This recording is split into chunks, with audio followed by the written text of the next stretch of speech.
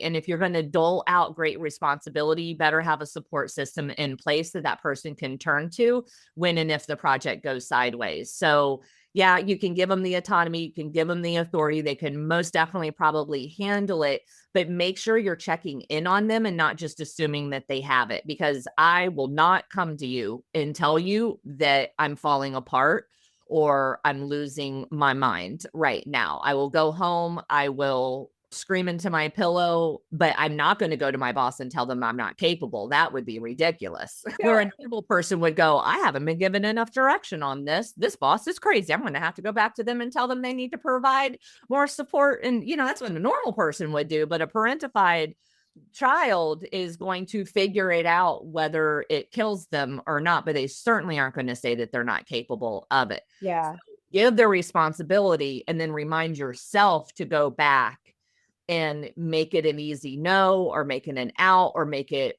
offer the support and say, hey, I know I really gave you a lot. How are you handling it? Is there any area where I could take a little bit back, or do you have it covered?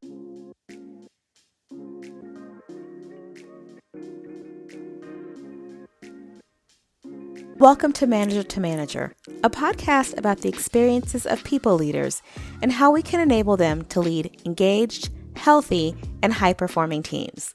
I'm Kamaria Scott, your host, and I'm thrilled to have you join us as we learn, lead, and succeed together. Hello, friends, and welcome back to another episode of Manager.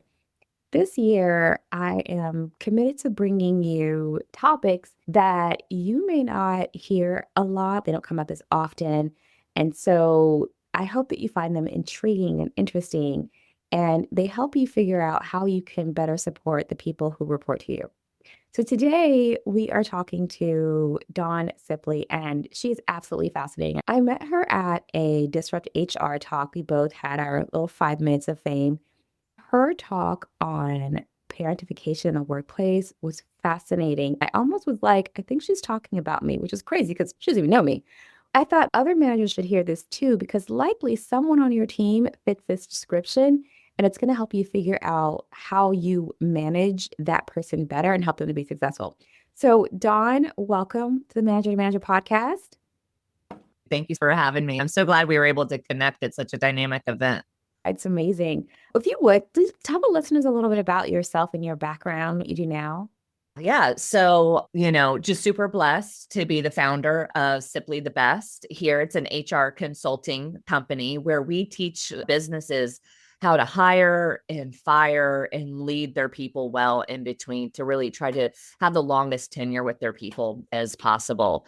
Prior to that, I was in staffing for 12 years. I started off as a part-time employee, hired just as a simple recruiter, and ended up with ownership in 2 different staffing companies. And that's really where I cultivated the idea of realizing in staffing, they had toxic work environments, high turnover, poor leadership, and the staffing was a necessity to keep this motor running. My favorite clients were like, dang, Dawn, how do you do what you do? Of course, I couldn't tell them, because in staffing, you get paid by the hire.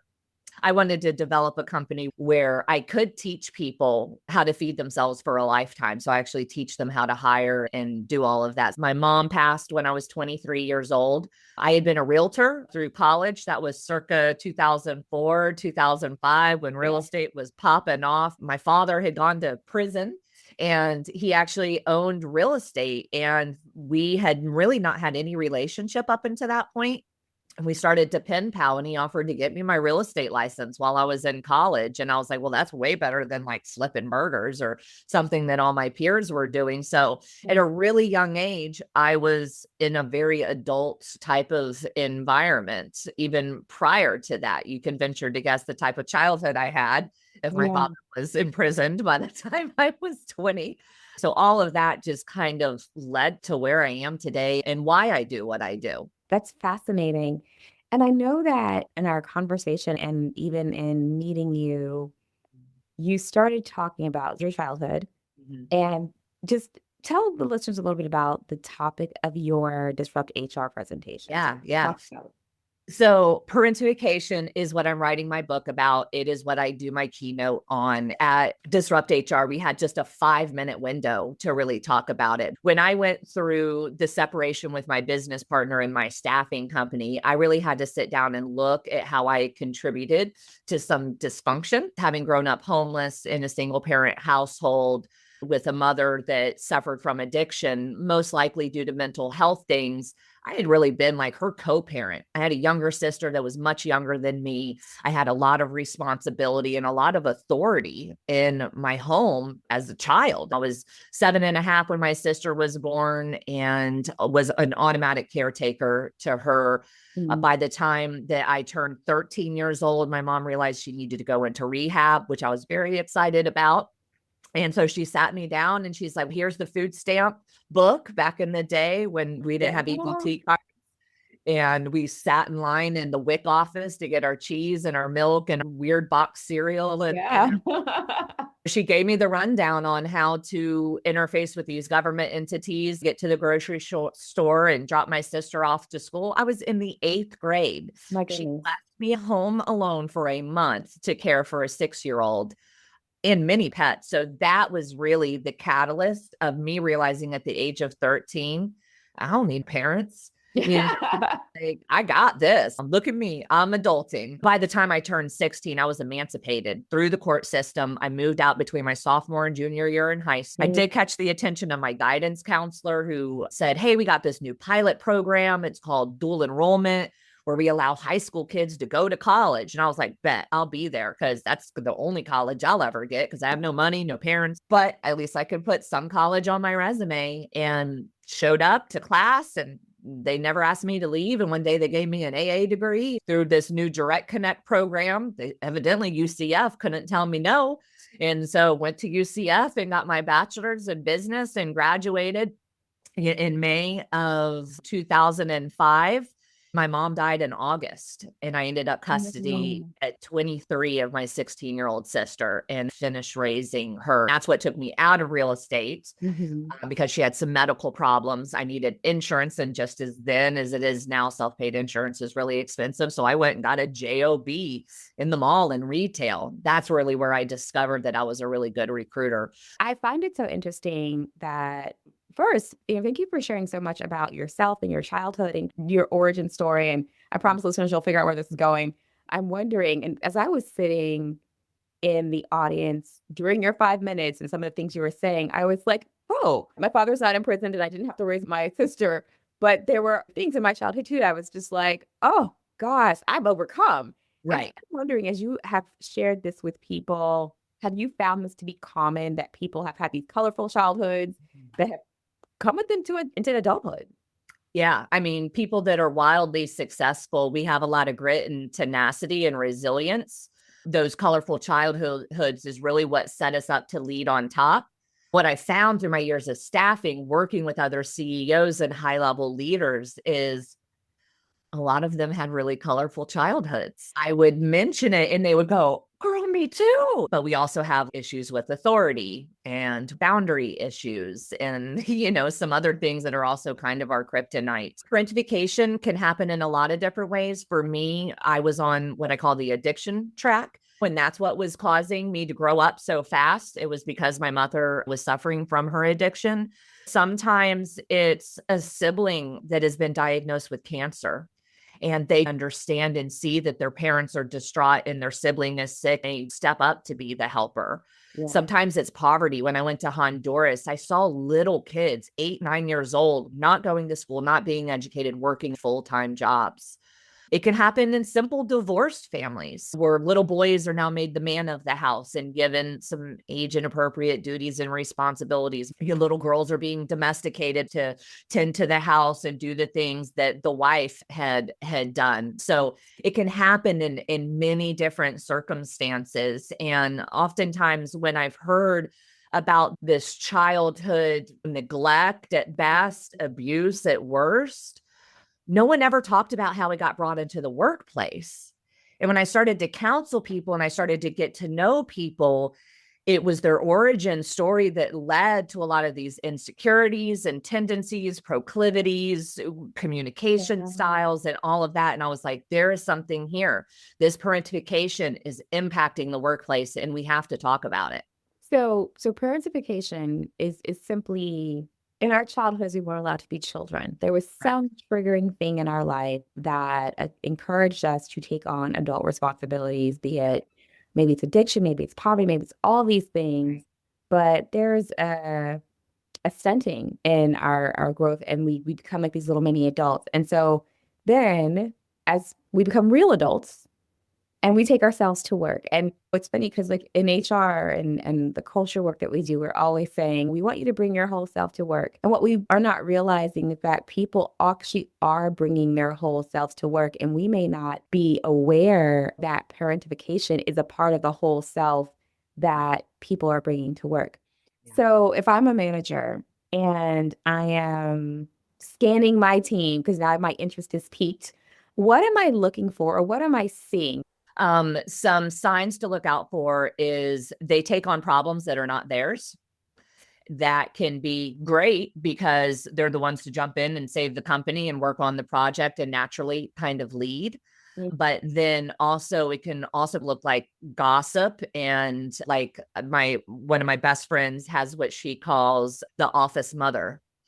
And this woman kind of tends to her flock, and everyone goes to her, and she's very nurturing. I would love to talk to this woman about her childhood. Right. I've heard all about her, and she's been very supportive to my friend, but someone who is like that, showing up emotionally or what we call tactfully. So there's two different types of parentification: emotional parentification and tactile parentification. So the doing and the feeling kinds of parts. So that's one thing. They're the savior complex.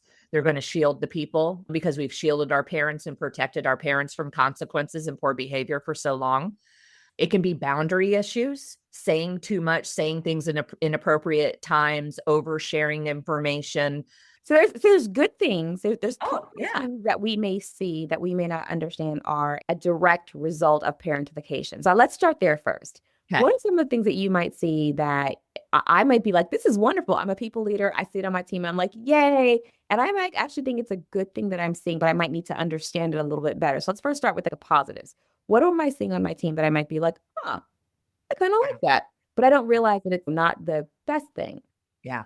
Obsessively showing up early. They're always the first one in the meeting. There's an immense fear of failure or judgment by their peers. And so they're really like going above and beyond to prove themselves, or they don't find self-worth just in like being, they find it at earning. So that looks really good in the workplace because they're always trying to prove to the boss that they're worth the job, they're worth the pay, they're worth the position. And so that feels really good to a boss. And then someone who is just a chameleon, can get along with anybody. Well, I went through that in my 20s, and I came out of it like I didn't even know who I was. You know, the octopus is my logo, and that's kind of for a reason, because I can chameleon myself into any environment and reflect and mirror the person that I am talking to, which is really good for sales, and it's really good for team building. And so it appears very positive, but at the same time, you kind of lose your true identity and all of that. So those are just a few awesome things that a boss would love about one of their employees. It is. It was so interesting to me because a lot of us are really thrilled when we get a high performer on our team. Yeah. Somebody who is like, we'll take up the slack, we'll do all the things, we'll catch everything, the emotional mom of the team. Those things to us as a people leader, we see those things and our hearts just sort of jump for joy. But we might miss the opportunity to know our team member enough to know when that behavior is actually not coming from a good place. Yeah. And it's actually detrimental to that employee. And I think you and I discussed this during, our prep call. I just remember my own manager, for me, as I was overachieving, doing all the things. And I remember her and I having a conversation and her saying to me, like, Kamaria, I'm not going to reward you for working yourself to death. And that was really hard for me because a really good leader to identify that in you. Yes, a good leader to identify that, to see that, yes, you're high achieving and I love that for you. But also there's too much of a good thing Right. And we do, as people leaders, have to look out for, why is this person doing this? I know it's hard. People say like, oh, why should we question our high performers? But you could also see where this could lead to Don't burnout. want to burn them out. Yeah, exactly that. Happen is there'll be a break, and then they just go right off the deep end. So you want to be attentive to them and make sure that they're not stretching themselves too thin, because you want it to be a long game and that fuse not to burn out too early. Yeah, that's really important. And so there are the positive things that we might see that we might be like, okay, I mean, yay for us, but we still need to look out for that. And then there are some of the things on the other side, the behaviors that would be a little concerning. And I'm also willing to bet they go hand in hand. So now let's talk about some of the things that we might see that we might go, that's a little concerning. You started off by mentioning the boundaries and the oversharing. So let's start there. Yeah. Yeah. So with the boundaries, for me, I felt like if I trusted you, I could be vulnerable with you. And for me, being vulnerable with you would be sharing something that was private, and work just isn't the place for that. Yeah. It's not. And that was the way that I expressed that they were kind of in my inner circle. And so I confided in people things that really weren't work appropriate, and got called into HR. So funny that I'm HR now. Right. And sat down and be like, why in the world would you tell somebody that da da da da da? And I was like, well, I didn't know. I didn't have a good reason for it. I had no idea why these wild things would come out of my mouth while I'm on the clock. Yeah. I coined the term, if you think your trauma clocks out when you clock in, you're mistaken. You just Right. can't with you. So the boundaries thing, issues with authority, I did not take corporate well. I could deal with a one-on-one owner, but if I felt that there was a lack of transparency in the many levels and like management, I would be suspicious. Little bit of a conspiracy theorist when it came to authority. I wasn't exactly sure that they had my best interest in mind, because my mom and dad didn't even operate with my best interest in mind. I knew they loved me, but they put me in harm's way quite consistently. So, this is business. This isn't even a personal relationship. So the amount of energy that was spent trying to figure them out is exhausting. Yeah. No, and that makes perfect sense, because if you think about it, with a one-on-one relationship, you can almost read that person enough, you can get enough information to assess what's happening. And I would imagine that one-on-one relationships are more informative, because one of the skills that you might have honed over the years growing up is the ability to read people, Yes. because your environment at home Yes. requires you to have to That's right. read people. And so I find that when people have those colorful childhoods, one of their superpowers is an acute awareness of the human beings that are around them. And so when there's multiple layers, you can't get that sense because you can't get that read. So I could see where that trust issue would come from. And so like really what we're talking about is, as a people leader, you almost have to be trauma informed. You have to understand that people do come to work with their past traumas. And even sometimes they don't know that this is happening. So again, I was today's big age when I first heard you talk, and I learned that parentification and the impact was a thing. And I could put language to some of the things that I was like, oh, I know exactly what she's talking about. And so I'm thinking that like as a people leader, I need to be informed, because when someone on my team starts to exhibit some of these things, I have to be able to help, not be their therapist or mentor, but maybe help them understand how to adjust in the workplace so that some of those behaviors or some of those things aren't coming in, aren't hindering their performance, the performance of the team. So if you're talking to managers, what can we share with them in how they can help support someone like you or me when they come to their team? Yeah, absolutely. I think the first is just to show up curious, and because you don't know what you don't know. So find out why people do the weird things that they do. I was like 7 years into my marriage when my husband finally asked me why I put cups in the freezer.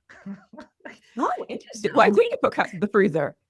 Well, because we always had roach infested houses. Oh, I felt like the freezer was a safe, If it's sanitary place. Well, we didn't have roaches in the house, but I had just grown up doing so. I had this weird behavior. So when you see something in Yeah. someone that's like, what in the world are they doing? Rather than just being like, stop being stupid, don't do that. Instead of telling them what they need to be doing, being like, hey, I noticed that you always keep your cup in the freezer. What's that about? Where did you learn how to do that? When did you start doing that? What does that do for you? What does that satisfy for you? Because Yeah. people make decisions based on two reasons. It either brings them towards pleasure or it protects them from pain. Every decision is moving you in one direction or another. So I think showing up and being curious, and then in your team building events, maybe lend to some questions like, what do I need to know about your childhood to kind of understand the person that's sitting in front of me today? Yeah. Allow people the room to share. I love the little trend that's going around right now that is the what is it that we share but we don't judge. We listen, but we Evidently don't me and my judge. best friend have been doing that forever. I didn't know it was a Yes. thing, but just listen and receive it, and don't necessarily try to fix it, or you don't have to identify with it. Yeah. You don't have to judge it to be good or bad, because it's just that person's reality. I don't need sympathy for my childhood. I'm very happy with the person that I came out as today. I'm not broken nor healed. I'm a human and just Yes. bebopping kind of around this life. So I think if we just show up and remember that we were all very vulnerable at one time, I think that approaching it with that attitude will be felt by your people rather than trying to manage their activity. Instead, try to lead the relationship, and you'll gain a lot of trust that way. You know, it's funny you say that. One of my favorite activities has always been, and I've done it with so many teams, that whole like personal story. Oh, yeah. And people map their life over the years and they tell you the story with, in pictures. Every time we have done that as a team, I have learned so much about my team members and shared so much about myself with my team members to help people understand the why of my behavior. You might see me do X, Y, and Z, and I want you to know it's because of this and that. And when I'm listening to other people tell me their whys and their backgrounds, it is fascinating, and it's one of the quickest ways to create vulnerability, but for you to really understand where someone comes from. And I always have to shout out Patrick Lencioni, because that's in the 5 dysfunctions of like how you start to build that relationship is through what is your personal story. And I've seen it so many times, and it's a wonderful way to let people tell you what they think it's important for you to know about why they behave the way that they do and why you're seeing some of the things. So yeah, I think that's fascinating. Yeah. I actually, when I employ someone, I share with them what I call my leadership statement. And it's just a little bit of that. This is who I am. This is what's important to me and what I value. And it even includes some things that kind of annoy me. Like for me, timeliness is very important. If you are 2-3 minutes late, it gives me an exorbitant amount of anxiety. Why? Because when people disappeared in my life, very bad things had happened. My mind starts to think there's been a car accident, there's been a tragedy. And then grown-up Dawn is like, no, it's just 2 or 3 minutes. It's not that. minutes.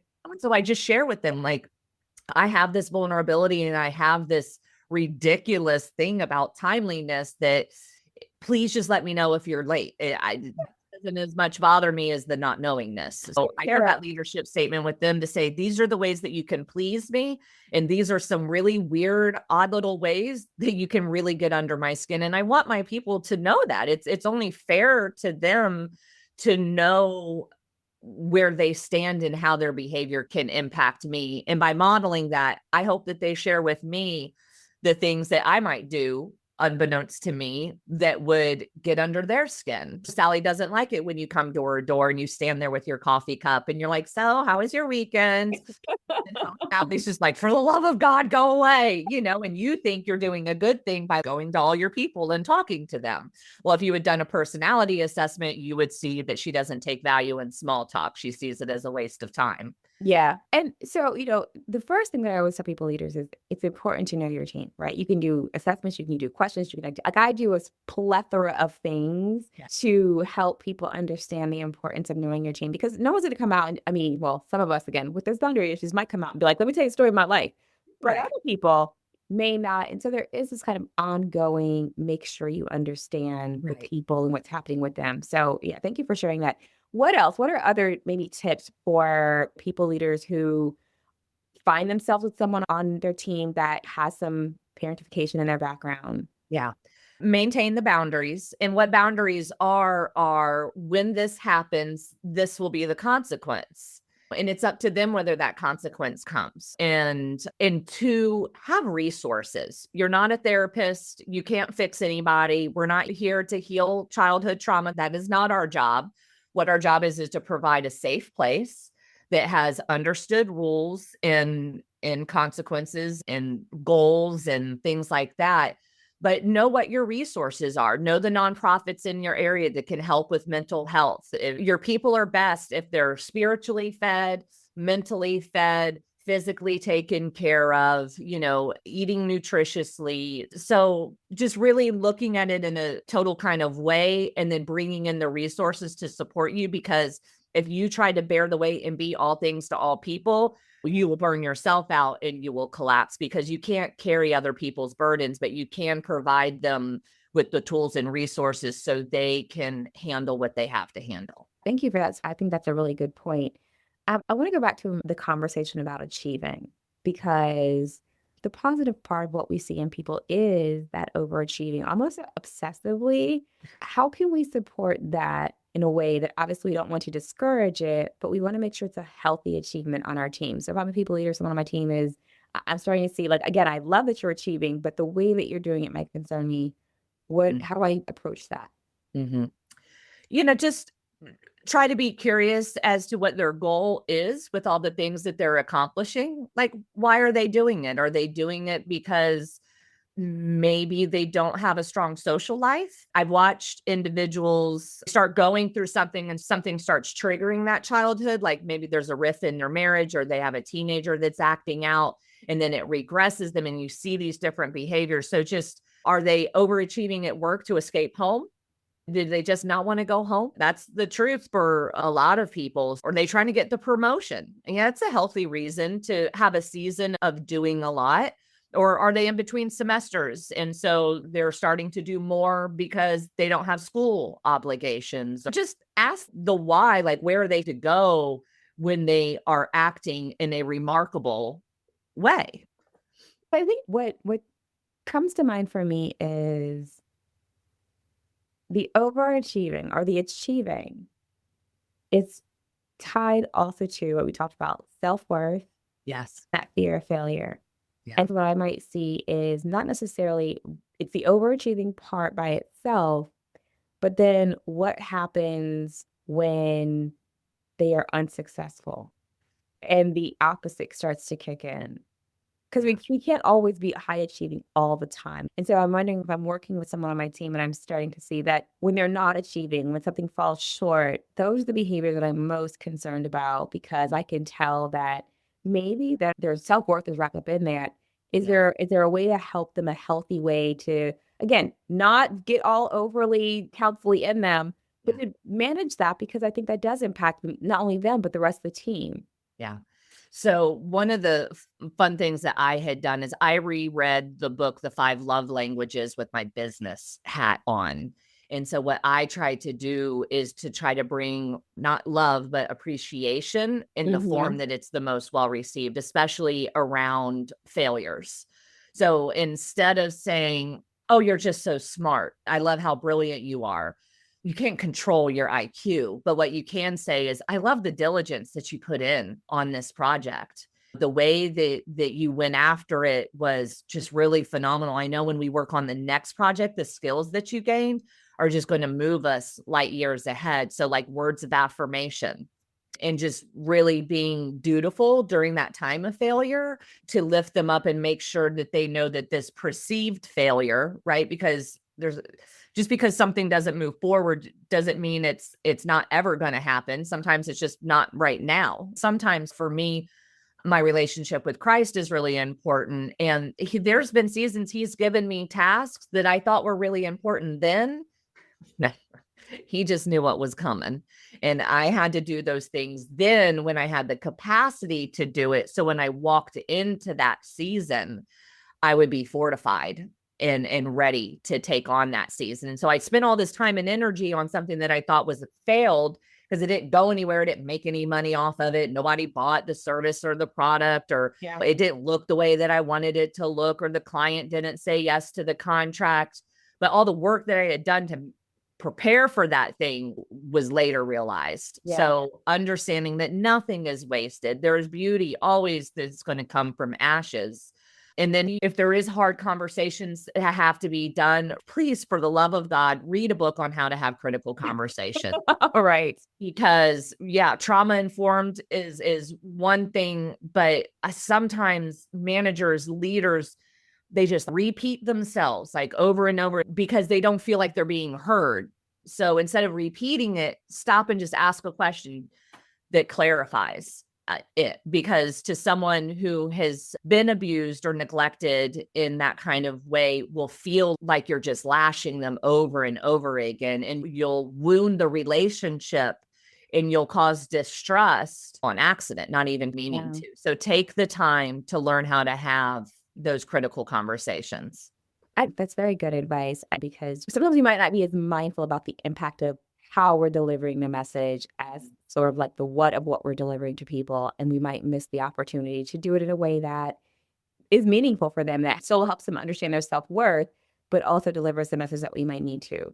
So your impact might not be your intent. Speaking of like your impact might not be your intent, I know one of the activities that I typically do with people leaders is we're talking about motivators. And I always ask them, what's one thing that could be perfectly good for somebody else, but would not work for you given your motivators? And you and I talked about like the impact of isolation, lack of recognition on these high achievers that could come from promotion, actually, or giving them more autonomy. And I'm wondering if you can give us a little bit more about understanding how we might think, oh, this high achiever, this is going to be great for them. I'm going to give them this other thing to do. And it actually might have the opposite effect of what we're trying to achieve for them.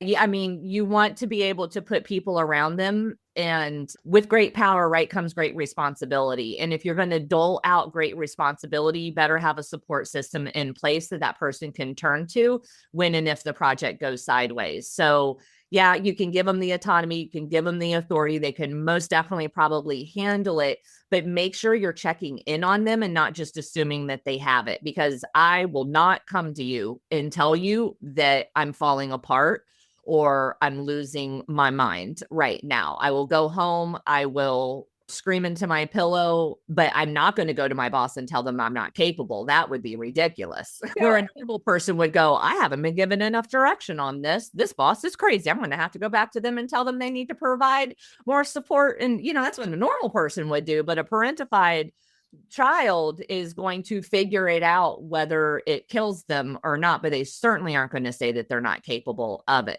So give their responsibility and then remind yourself to go back and make it an easy no, or make it an out, or make it offer the support and say, hey, I know I really gave you a lot. How are you handling it? Is there any area where I could take a little bit back, or do you have it covered? And allow that to be the way that you operate. You have to loop back in. You can't just give them the ball and go, all right, see you at the finish line. It's funny because I'm thinking about myself in this one, because I absolutely will never tell you if I'm struggling. You have to come in the hole and be like, are you all right? You okay? How's this going? And I give that to my team too. I know that I have to check in, because I'm that way. I have to go in and check in with people and be like, all right, where is this? How's it going? Anything I can help you with? And so we talked about the achiever, but it's also the hyper independence.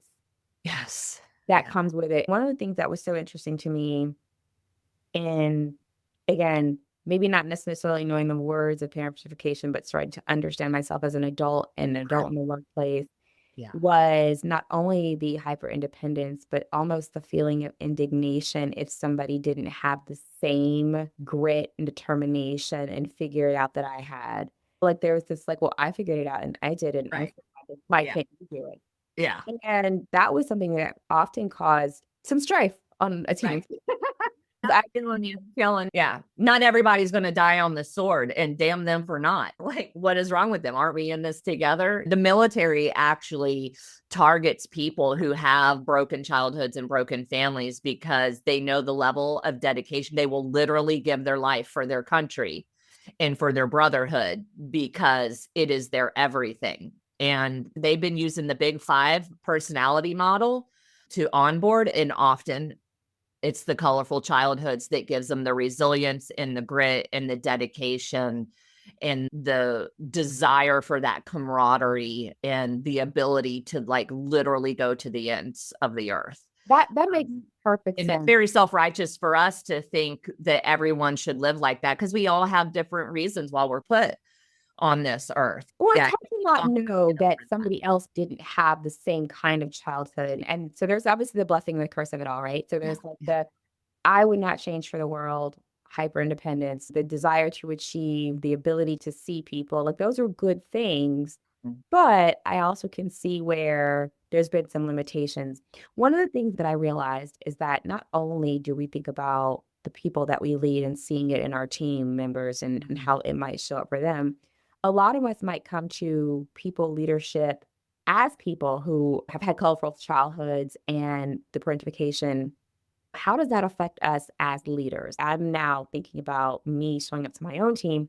What might I need to be aware of as I am leading others that might be good, but also might be like, uh-oh, some of my trauma's peeking through? Yeah. I think the key is reconnecting to your physical body and saying that feeling. For me, it's like in my chest and in my stomach. And if I get that feeling, I know I need to pause, because it has triggered something inside of me. Someone comes in, they say something. And if I get that feeling, I need to say, okay, this is so really connecting to your mind and body, and being very cognizant of your thoughts and where those thoughts are coming from and what is the origin of those thoughts. So really diving deep into your emotional intelligence, and then having some kind of practice where you come back into your body, because disassociation is a huge side effect of parentification, childhood abuse, and neglect. Like we just warp right out of our bodies and we go into autopilot savior mode, and we will operate in a mission over people style, and we will wound people as we try to accomplish the mission. And for me, as a lover of people, I don't ever want a mission to harm my relationships. My relationships are the most important thing. And in fact, recent studies have come out to say that friendships are a very strongly correlated to longer life and a happier life. So if you have those solid friendships and relationships in your life where you have some authenticity, you will just be a happier human. And who doesn't want to hire happy humans? So finding that connection, slowing that down, asking the origin of it, and kind of taking a pause. And so it sounds like you're saying, like, stepping back into our body also gives us awareness of our triggers, like to know when we're triggered, to know when our physiology is changing, and Yes. to really understand why that is happening for us, because we have to manage ourselves. I think for me, I'm always wanting people to remember that managers, people leaders are humans. They're humans just like everybody else. And so in the same way that I can look at my team and go, I think I understand this person's trauma. I understand why they're coming to work the way that they are. I have to acknowledge that I too am people.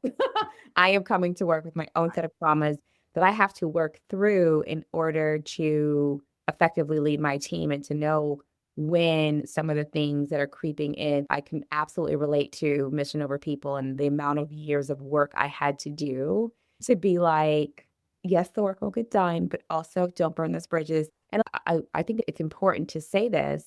A lot of us are of the age of being people leaders, come from a generation where we did not have language and words to understand our own experiences. It wasn't common to talk about feelings, emotions, what you had gone through. Really, we didn't talk about our home lives. There was such a separation of work and our home lives and who we were as individuals. And so now there's so many of us that are in positions of power in our teams that are still grappling with what we did not have the opportunity to grapple with earlier in our careers. So I guess I say that to say, if you, as a people leader, you have to give yourself grace.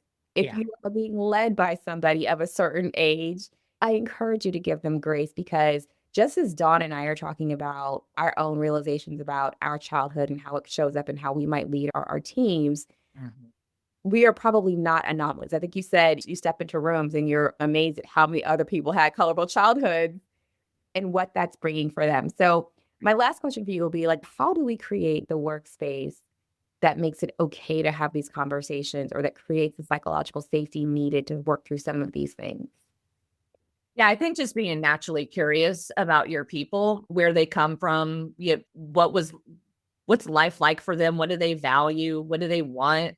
And asking really cool questions of people that are appropriate in the workplace, like how many siblings they have. What's your family structure like? Who in your family are you still close with and stuff? Like I want to know about my employees' pets and how they chose them and how did that fur baby come into their life and it's just the little things. Cause like a good leader on a Monday morning goes around and checks on their flock. How are you doing? How was your weekend? Do you need anything? Great. Mine was this, mine was that. And that's fine, right? We're just making sure that they got what they need to be productive because that's the whole purpose of management. I mean, if people just did what they were supposed to do, we wouldn't need managers.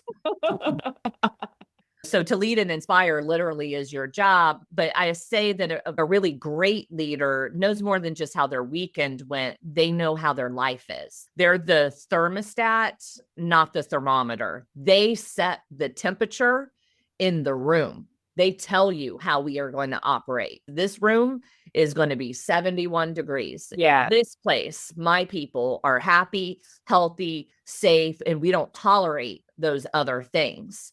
I'm not a thermometer where I'm just showing up and being swayed by whatever HR initiative is out there or whatever's trending on leadership. So be the thermostat, not the thermometer, and just be curious about your people and then be quick to ask for forgiveness when you mess up.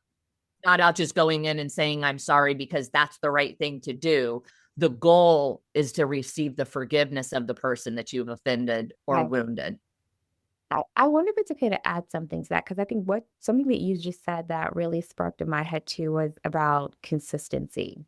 As a people leader, like values bring us is consistency. It's the consistency of behavior. And so when I also think about what you said about being late triggers that something has happened, I know for me as a people leader, I try to be super consistent in my temperament and how I behave and what you could expect from me. Right. Because I also would wonder if somebody who has gone through as much color as we have, that inconsistency can be particularly triggering. Oh, yeah. In the right environment. Consistency is comforting because we lived in chaos for so long. And when I've been pulled into leadership meetings and we're having a hard conversation about someone, the number one reason why relationships are often at a struggle, when you really boil it down, it's, I don't know how they're going to respond. That's right. Well, Sally, we know Sally, she's going to be fine with it. She knows that we had to blah, blah, blah with the new goal and the new objective and the rearranging. But John, we got to sit down. We got to talk about how we're going to deliver this to John because you never know how he is. So if you want to be a leader that's respected and trusted, your people have to know how you're going to respond to disrespect, to poor behavior, to out of line words. They got to see that consistency. When they don't see that consistency, they start to see holes in your integrity. Yeah. And it's a red flag. I am so glad I got to have this conversation with you, not once, but twice. I'm so glad our paths crossed at Disrupt HR. I immediately knew this was something that was really important for people leaders because we come across so many types of people. We would love to think that when people are bringing their whole selves to work, it's just their best selves and that they're leaving some of the color, the trauma, they're leaving it at the door, or they're doing their best they can to manage it. But by understanding that we have a lot of that in ourselves, it gives us the ability to have empathy for people who really do want to do their best work, but are also going through their own personal transformation. So if somebody wants to learn more about this, I know you said you're writing a book, which I will be happy to support and share with the listeners.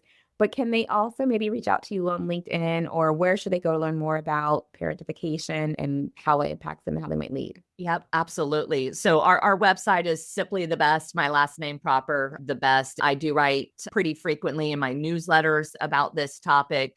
I do a lot of noodling awareness and tickling around, like getting just people to think through storytelling, different ways that I see this manifest in real life. Names and dates are always changed to protect those involved, but I have real life situations that I share with people because it's way nicer to learn from other people's mistakes than our own. So if I can be a beacon of voice, so you can find me on LinkedIn, Dawn Sipley, and we're on YouTube, Instagram, Facebook, all the things. All So the things. yeah, yeah. Well, on behalf of myself and the listeners, I want to thank you for your time and this very fascinating conversation about something we don't often talk about. So thank you for that. And then for my listeners, I definitely encourage you to really be thinking about what you're seeing on your team, especially you might see in those high achievers that you think are wonderful, but it's still important to take the time to get to know what is driving people. So not just the service level behaviors, but really understand their drivers to make sure that you are encouraging them to be not only high producing and high productive, but also healthy at the same time. And I would also encourage you to maybe examine your own behaviors, your own background story to see if any of this applies to you and how you might be leading your teams. We want to have healthy teams. We ourselves also want to be healthy. And if you are wanting to learn more about it, I encourage you to reach out to Dawn. So we as a community of people leaders, we're here to help each other. Make sure that you are sharing this with a friend or another people leader who might also benefit from it as well. And I also encourage you to join us in the manager to manager community where we will share some tips and things that you can use to benefit your teams. So until next time, thank you for listening to Manager and take care of yourself and each other.